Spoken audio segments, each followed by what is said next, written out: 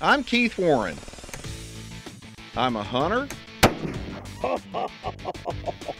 a fisherman, I'm throwing a big old bait because I'm looking for big old fish. a conservationist, Oh, come on. a family man, and I'm proud to be a deer farmer.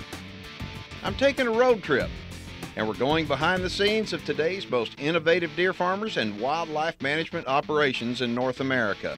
This is Deer and Wildlife Stories.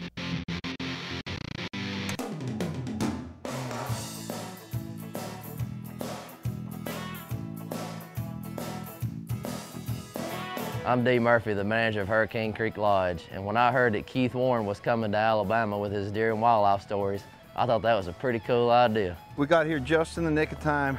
This is Dee Murphy coming out here to get me. We got a doe in trouble. We were in Alabama, and we're gonna be touring deer farms up here in northwestern Alabama, but we gotta start out right now helping save a doe's life.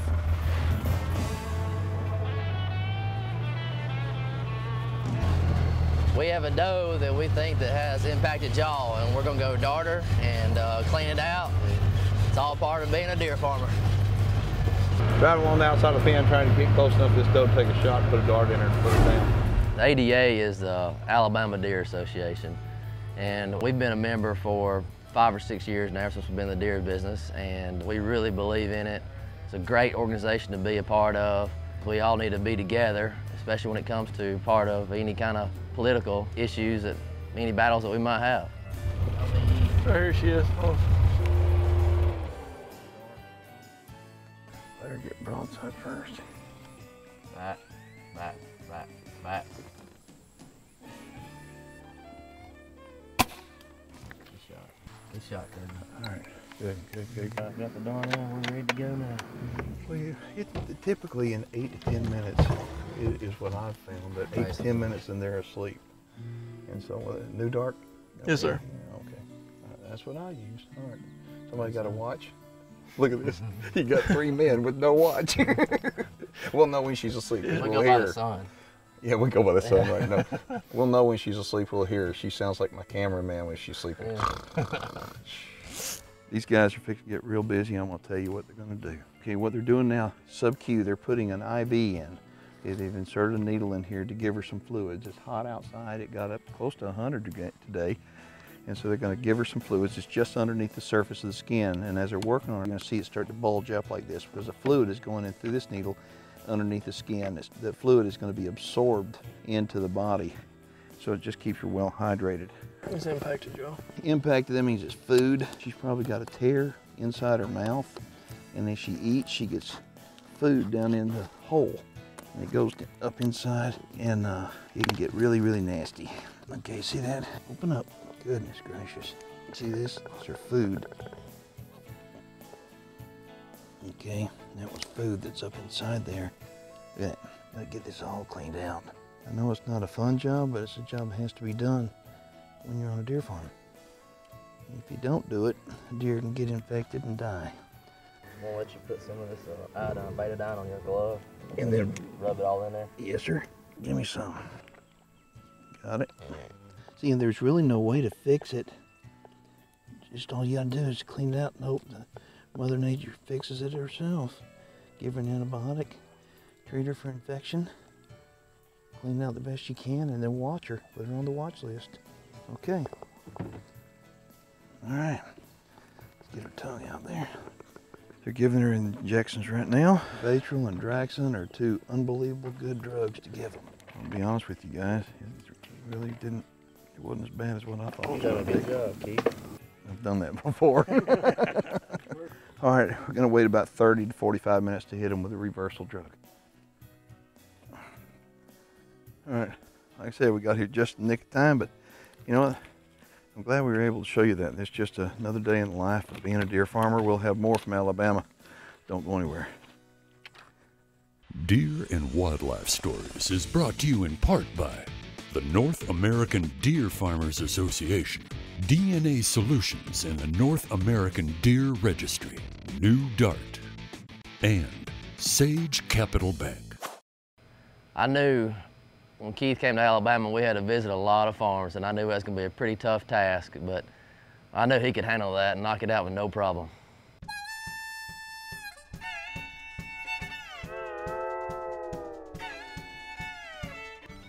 All right, I'm running a little bit late. Ding dong, anybody in there? Hello, is anybody in there? Hey guys. Hey Adam, how you doing? Good. Roger, hi. How we doing? These are the Lynches, father-son team.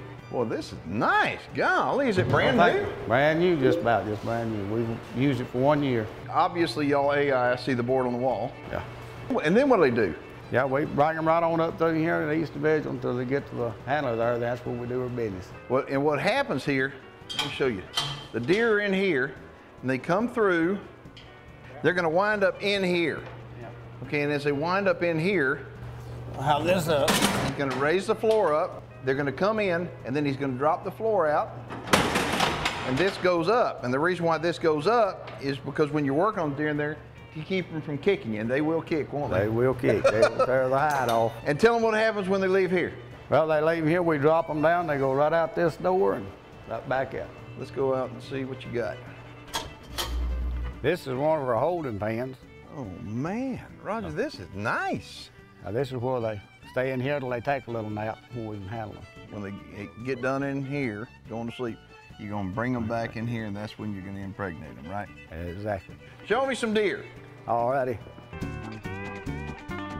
So how many deer do y'all have total? 19, And how long have y'all been farming? 3 years. We started out with 3 bred does. 10 of them 19 was fawns born this year. Oh, really? So tell me about these deer. These are the only 3 bucks we have. We got 1 2-year-old and 2 yearlings in there. Okay.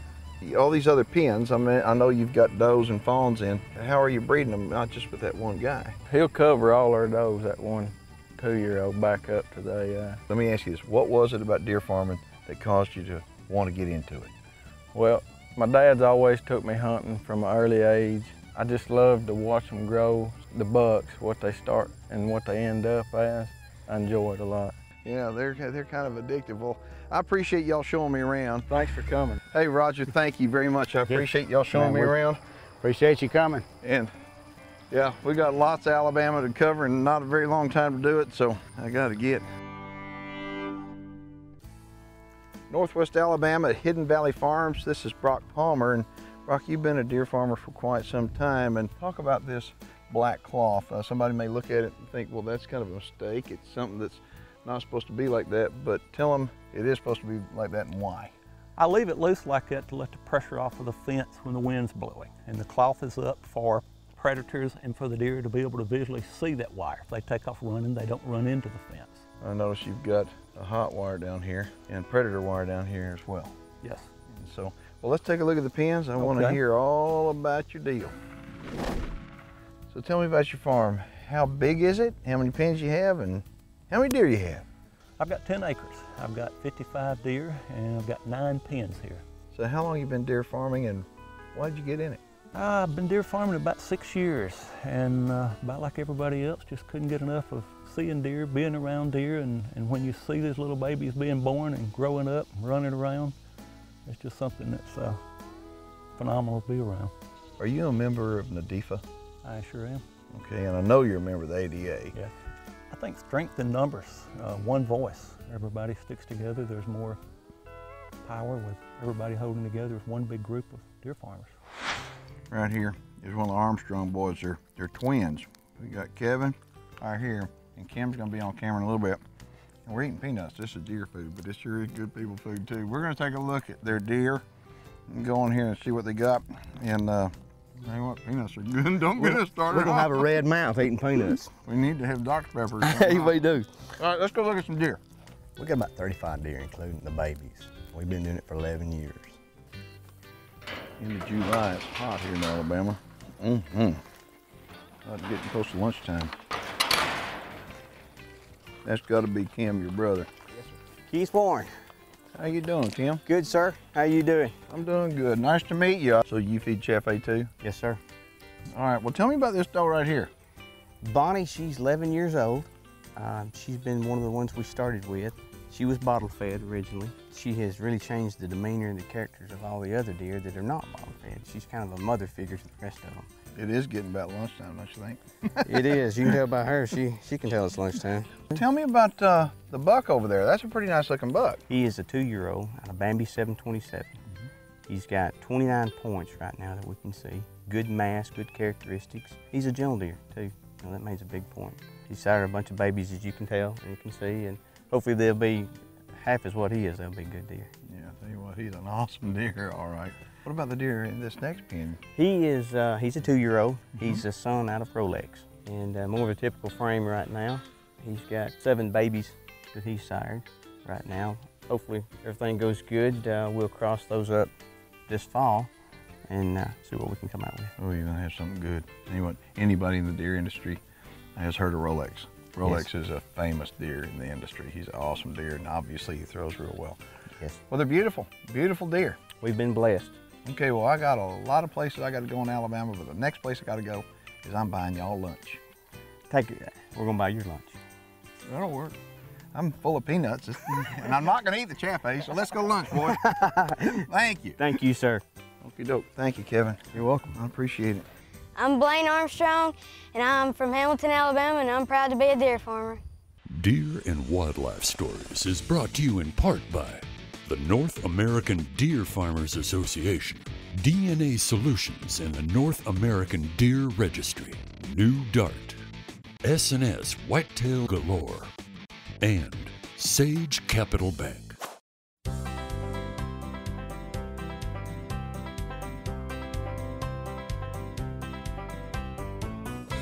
We're at Bucks and Bulls, and gonna introduce you to Heath Butler here.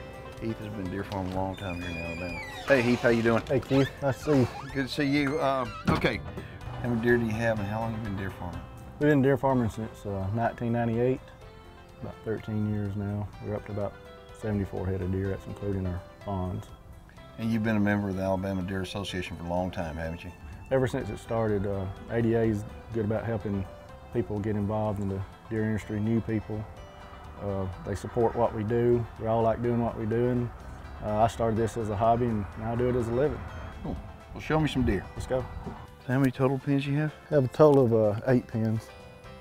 Well, you have a little bit different deal going on here. These are 3-year-olds, and there's 2-year-olds and yearlings in the next pen. Yes, sir. I've been going around different farms, as you well know, and you're doing something a little bit different. You have a different program than other guys do as far as your genetics and the amount of northern in your herd. I want you to tell everybody about that. Well, just from my personal experience, the EHD has been really bad here on my farm. I can't speak for the other farmers in the state, but I'm going just to South Texas genetics and breeding just because I think personally that they have a little more resistance to the disease.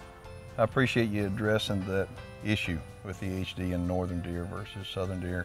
I want y'all to know we're not suggesting you change all southern or all northern. On our program, what we do, we go and we're sharing what the different people believe. And out here, Heath just believes that, hey, southern deer do better on his piece of property. Now, the guy right next door, he may think the northern do better, and that's cool. But that's the cool thing about deer farming, too. Yes. We all are trying to do what's best for the deer. Well, you got some pretty ones, and they're all in the shade, just like we are. Yeah. Nice, pretty deer. I know you're not gonna believe this, but we're in a place called Frog Pond, Alabama, and this is Dr. Steve Hammock. And last April, something absolutely horrible happened here. Tell everybody about it and what it did to your farm. Just 4 months ago, we had a F5 tornado just 2 miles south of here. We had 100-mile-an-hour winds right here, destroyed part of our fence in our shade cloth. We were really lucky that we didn't have anything go down, and we're making some repairs and just getting everything ready for this fall. But y'all didn't lose any deer, did you? Didn't lose any deer, had no injuries of any kind. All right, show me some deer, big boy. All right. You don't have to have a ton of money to do this. Now, to some people, this would be a ton of money, but tell them about, I mean, you're operating on a budget. We built the barn for less than $8,000 and put in the entire facility for $12,000. And that includes the drop chute and everything. So we keep having the same saying. We're trying to run $1 million operation on a 50-cent budget. We got our 1-year-old bucks, our 2-year-old bucks in separate pens, and we have one 3-year-old buck that's in with the 2-year-olds. All right, when do you think they're gonna come out of velvet? When do they start stripping it off? plus or minus a couple of days, September 10th. Okay, that's kind of what my deer do too. By the middle of September, it's over. All right, speaking of over, I'm running out of time. I got lots more farmers to meet here in Alabama. Thank you very much. Enjoyed you coming, appreciate it very much. We hear a lot of talk these days about prison overcrowding, and I think, yeah, prisons are probably a little bit too crowded. That's a fact. But you know what? If you sit there and think about it, you think, wonder about those guys and gals that are in prison. Were they ever attached to nature? Did they ever hunt and fish? Odds are they didn't. The reason why I say that is if kids go out and they hunt and fish, they just become better people. They become more connected with nature, more connected with their families, more connected with the environment, more connected with the world. And so the way I look at it, there may be too much prison crowding, you better believe it. But one way to stop that from happening in the future is spend time with your kids and take them outside. Like I said, they'll just become better people. For more information on the American Deer and Wildlife Alliance, please join us online at deerwildlifealliance.org.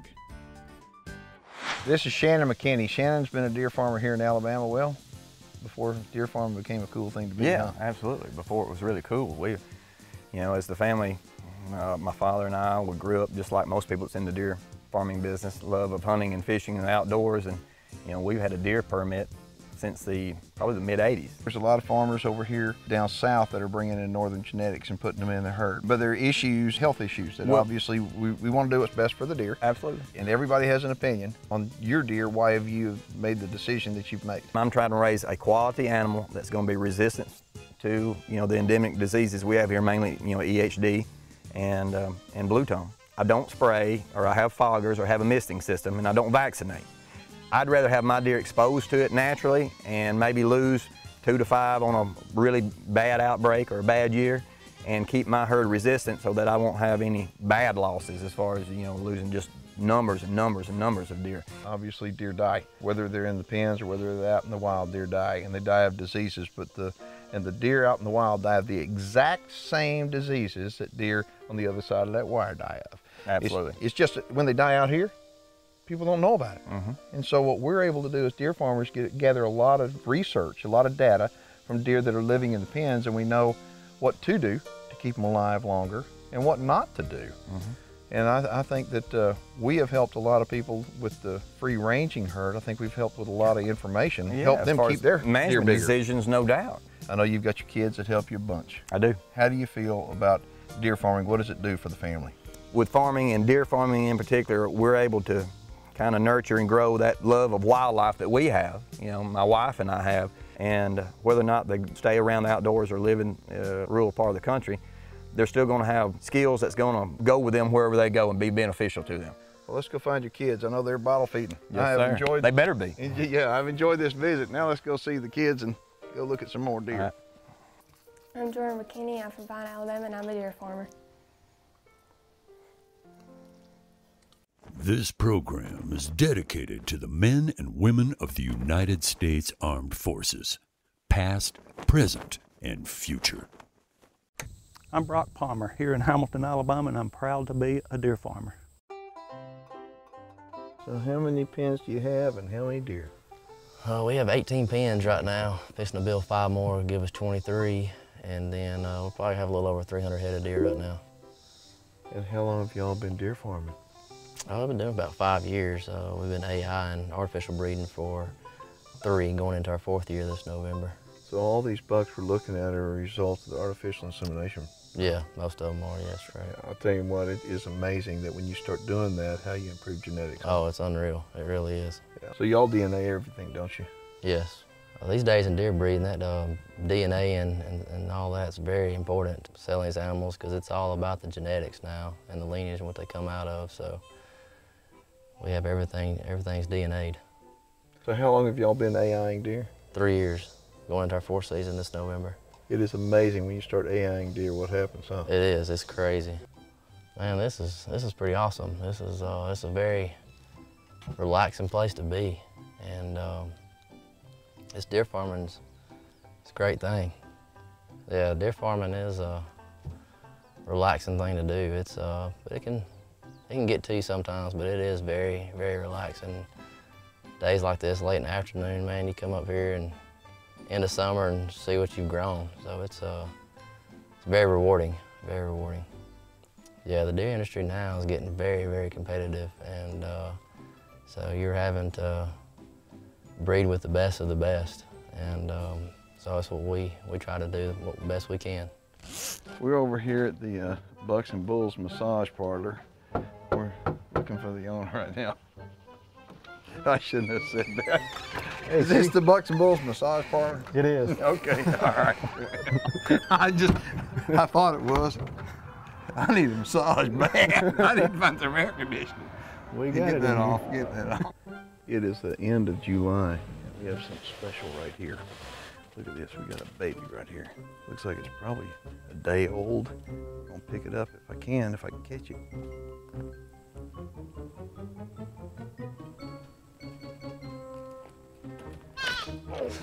Gummit. I bet I can catch it now. I hope so. Nope. I guarantee that's not a newborn. No. If that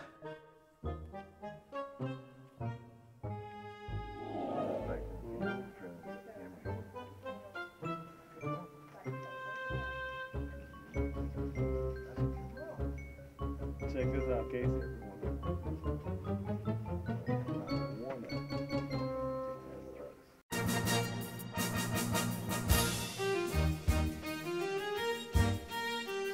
We're back at the airport, making it barely in time for our flight.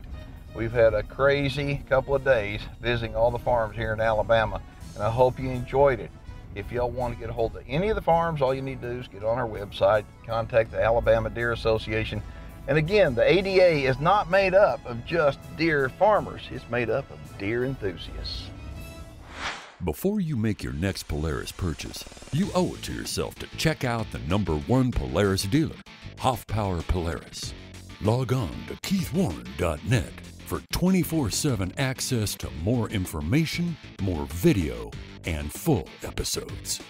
Reproductive services for deer and wildlife stories provided by Dr. Ray Favero's Whitetail Genetics.